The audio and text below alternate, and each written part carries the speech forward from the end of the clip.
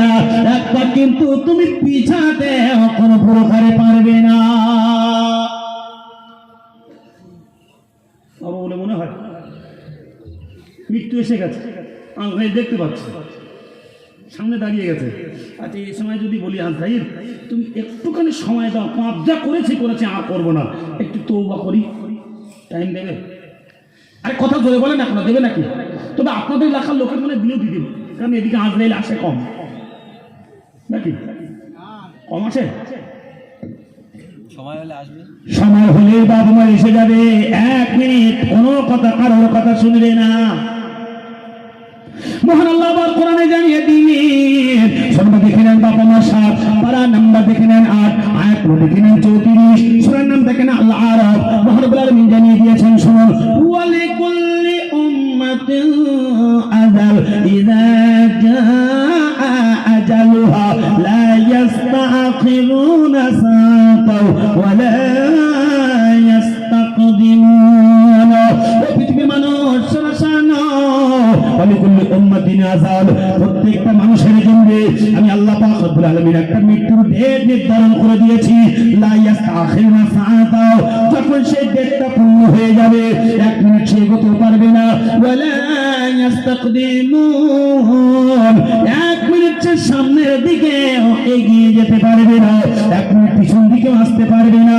সে সময় কোনো প্রকারের টাইম পাবে না, কোনো প্রকারে কেউ উপকার করবে না, সাহায্য সহযোগিতার জন্য কেউ তার পাশে কিন্তু দাঁড়াবেও না।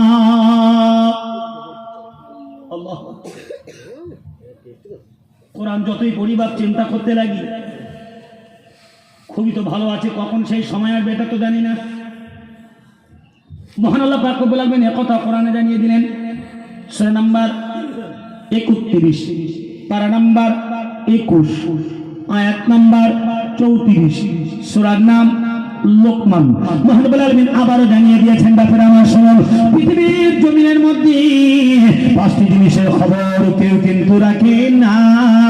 খেয়াল করে শুনুন, আল্লাহ পাক জানিয়ে দিলেন, ইন্নাল্লাহা ইনদাহু ইলমুস সাআ ওয়া ইউনাজ্জিলুল গায়থ ওয়া ইয়ালামু মা ফিল আরহাম ওয়া মা তাদরি নাফসুম মাযা তাকসিবু গাদা ওয়া মা তাদরি নাফসুম বিআইয়ি আরদিন তামুত ইন্নাল্লাহা আলীমুন খাবীর।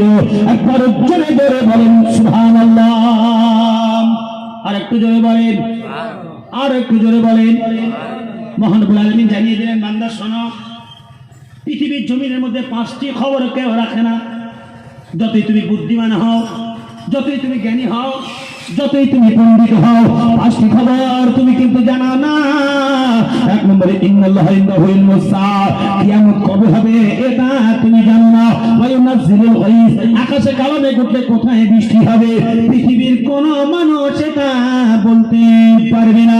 3 নম্বর আল্লাহ পাক জানিয়ে দিলেন, ওয়া ইয়ালামু মা ফিল আরহাম, মায়ের পেটে কি সন্তান আছে, ছেলে হবে না মেয়ে হবে, ডাক্তার হবে না মাস্টার হবে, ও শয়তান হবে না ভালো হবে, এমএলএ হবে না এমপি হবে, পৃথিবীর কোন মানুষ এটা কিন্তু বলতে পারবে না। চতুর্থ আল্লাহ পাক জানিয়ে দিলেন, ওয়া মা তাদরি নাফসুম বিআইয়ি আরদিন তামুত, ভালো করে শুনে নাও, কোথায় ওই মানুষের মৃত্যু হবে এটাও কিন্তু বলতে পারবে না, কোন মানুষ এই খবরটা কিন্তু জানে না। আচ্ছা এটা আমি আপনি বলতে পারবো? পারবো না। আল্লাহ আরো বলেছেন, ওয়া মা তাদরি নাফসুম বিআইয়ি আরদিন তামুত, কোন জায়গায় মৃত্যু হবে তুমি জানো না। 5 নম্বরে আল্লাহ বলছেন, তোমার আজকের ভাগ্যে খাদ্য কি আছে, তুমি খাবে কি খাবে না, খেতে পারবে কি পারবে না, এটা তুমি জানো না। এটা কে জানে? আমি আল্লাহ জানি। একবার জোরে বলেন সুবহানাল্লাহ। আচ্ছা এবার একটা কথা খুব ভালো করে ভাবেন, সেটা এই, আচ্ছা কিয়ামত কবে হবে এটা জানি না, মায়ের উদরে কি সন্তান আছে এটা জানি না, আকাশে কালো মেঘ উঠলে কোথায় বৃষ্টি হবে এটা জানি না, খাদ্য আজকের ভাগ্যে আছে কি নেই এটাও জানি না, 5 কোথায় মৃত্যু হবে এটাও জানি না। আচ্ছা তাহলে এই 5টি খবর যখন রাখি না, তাহলে কবরের জন্য আগে চিন্তা করা উচিত, ঠিক না বলি? 5 নিশ্চয়ই শোনা উচিত। যে পাপগুলো করছে এগুলো ছাড়া উচিত। বিশ্বনবী এবার জানিয়ে দিয়েছেন যারা সাক্ষী পাপ করবে কবরে তারা বাঁচবে না। হাদিস দেখেন বুখারীর মধ্যে অধ্যায় দেখেন ঈমান, হাদিস নম্বর দেখেন 622। আবু হুরায়রা রাদিয়াল্লাহু তাআলা আনহু قال قال النبي الامين صلى الله عليه وسلم اجتنبوا السبع الموبقات قالوا وما قال رسول الله ما هن। রাসূল সাল্লাল্লাহু আলাইহি ওয়াসাল্লাম জানিয়ে দিয়েছেন শোনো, সাক্ষী পাপ থেকে তোমরা বেঁচে থাকো। যারা এই সাক্ষী পাপ করবে তারা কিন্তু কোনোদিন জান্নাতের মধ্যে যেতে পারবে না। বিরাট মারাত্মক পাপ করলেই বিপদ, জাহান্নাম অনিবার্য। কবরের মধ্যে আপনাকে 4 তাকবীরে জানাজা পড়িয়ে হুজুর যদি নামিয়ে দেন, মসজিদের ইমাম সাহেব জানাজা পড়াচ্ছে, তো জানাজা পড়িয়ে বলছে কি বিসমিল্লাহ ওয়া আলা মিল্লাতে রাসূলুল্লাহ বলি না, তো কবরে নামার সময় বলি কেটে বলি তো, তার মানে কি বলেন, বিসমিল্লাহ আল্লাহর নামে শুরু করছি বলছি, ওয়া আলা মিল্লাত রাসূলের মিল্লাতে রাসূলুল্লাহ, রাসূলের মিল্লাতে আল্লাহ এই ব্যক্তিকে রেখে দিলাম। রাসূলের মিল্লাতে মানে রাসূলের উম্মত হিসাবে একে রেখে দিলাম। তার রাসূলের যে প্রকৃত উম্মত হবে নিশ্চয়ই সে বিনা হিসাবে জান্নাতে যাবে, ঠিক না বলি? যাবে তো, কেন আল্লাহ রাসূল সাল্লাল্লাহু আলাইহি ওয়াসাল্লাম বলেছেন আমার যারা উম্মত হবে প্রকৃত যারা আমাকে মেনে নেবে তারা আমার সঙ্গে জান্নাতে যাবে, তাদের কোনো চিন্তা নেই। একবার জোরে বলেন সুবহানাল্লাহ। কথা আছে কুল্লু উম্মাতিন ইয়াদখুলুল জান্নাহ, রাসূল বলেন আমার প্রত্যেকটা উম্মত আমার সঙ্গে জান্নাতে যাবে, হাদিস মুসলিম। তো রাসূলের উম্মত যে হবে রাসূলের সঙ্গে জান্নাতে যাবে। 7টি পাপ যারা করবে এরা রাসূলের উম্মত না, এরা কবরের মধ্যে বাঁচতে পারবে না। খুব ভালো করে ধ্যান দিয়ে শুনুন আর পাপ থেকে বাঁচার চেষ্টা করুন। সাহাবীরা এবার জিজ্ঞাসা করছেন ইয়া রাসূলুল্লাহ ইয়া হাবিবাল্লাহ পাপগুলো কি এবার একটুখানি বলেন। বিশ্বনবী এবার জানিয়ে দিলেন এক নম্বর শিরক বিল্লাহ, যে ব্যক্তি শিরক করে ওই ব্যক্তি কোনোদিন জান্নাতের মধ্যে যেতে পারবে না, কবরের মধ্যে নিরাপত্তা পাবে না, কবরের ভিতরেও বাঁচতে পারবে না। যে ব্যক্তি শিরক না পৃথিবীর জমিনে করবে। আসলে এবার শিরকটা কি, কোন পাপগুলো শিরক, এবার একটু আলোচনা করা লাগবে, ঠিক না বল? দেখি মুসলমানের মধ্যে পাপগুলো আছে কি নেই। বিশ্বনবী সাল্লাল্লাহু আলাইহি ওয়াসাল্লাম 1 নম্বরে জানিয়ে দিলেন মান তারাকা সালাতান ফাকাদ আশরাক, যে ব্যক্তি মোল্লাকে নামাজ পড়ে মোল্লাকে ছাড়ে সে ব্যক্তি শিরক করে, হাদিস মুসলিম। একটা কিন্তু আমার কথা বলবো না, আপনি এখানে বসেছেন যতক্ষণ থাকবেন চাতক পাখির মতো চেয়ে থাকেন আমি আমার কথা বলার জন্য আসেন না। সেই বিখারি থেকে এসেছি, 2.5 ঘন্টার মতো বাইক শুধু 4 চাকায় লেগেছে আপনাদের রাস্তায়, এত দূর থেকে এখানে এসেছি 4 চাকায়। তো আমি এখানে আমার গল্প কিছু করতে আসিনি, ঘ্যাঙ্গো করবো না, সব বলবো কোরআন হাদিস ইনশাআল্লাহ। রাসূল সাল্লাল্লাহু আলাইহি ওয়াসাল্লাম বলছেন মান তারাকা সালাতান ফাকাদ আশরাক, যে ব্যক্তি মোল্লাকে নামাজ পড়ে মোল্লাকে ছাড়ে ও ব্যক্তি শিরক করে। আচ্ছা, মোল্লাকে নামাজ পড়ে মোল্লাকে ছাড়ে, আচ্ছা এরকম মুসলমান আমাদের মধ্যে আছে? আর কত কথা বলেন এখন, আছে না নেই? আছে। আচ্ছা মুসলমান কারা বলেন তো? জুম্মার দিনে নামাজ পড়ে 1 সপ্তাহ পড়ে না, জুম্মার দিনে নামাজ পড়া ভালো, বিশাল নেকি আছে আমার বাপেরা, কিন্তু আর 7 দিনে 535 ওয়াক্ত নামাজ আছে, ফরজ নামাজ। বাপ মা শুধু জুম্মার দিন নামাজ পড়ে দেয়, এরপরে আর 1 সপ্তাহ নামাজ পড়ে না, ও মন লাগে নামাজ পড়ে আর মন লাগে ছেড়ে দেয়, ঠিক না বল? অনেক মুসল্লি আছে যদি এরকম বক্তব্য দিয়ে বলেন হুজুর আর থাকবো না, বাড়ি যাচ্ছে, ঘুম আসছে, সবই তো বলবো ওখানে মুসলিম, আমার কথা বলছি না। কে যদি করা লাগে রাসূলের নামে করতে হবে, আর করতে হবে আল্লাহর নামে। আরে ভাই আমি হলাম অনুবাদক, আরবি টু বাংলার অনুবাদক, ইংরেজিতে বলে আই এম অডিটর অনলি, আমি একজন বক্তা, সব তো ব্যাখ্যা দিচ্ছি।